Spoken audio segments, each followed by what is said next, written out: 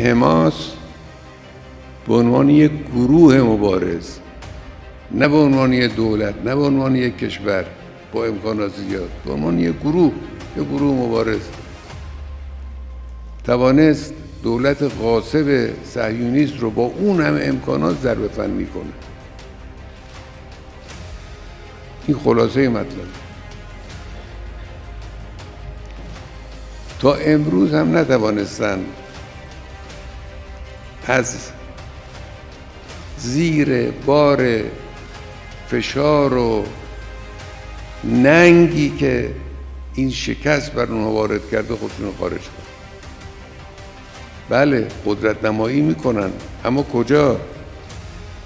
تو بیمارستان مریضای غزه، تو مدرسه غزه، رو سر مردم بیپناه غزه. این قدرت نمایی ارزشی نداره.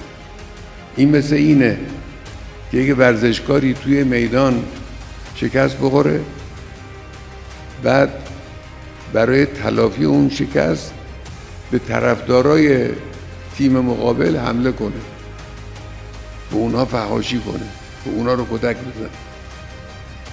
یعنی فضاحت بارتر از کاری که رژیم صهیونیستی کرده انسانانه وجود نداره. اون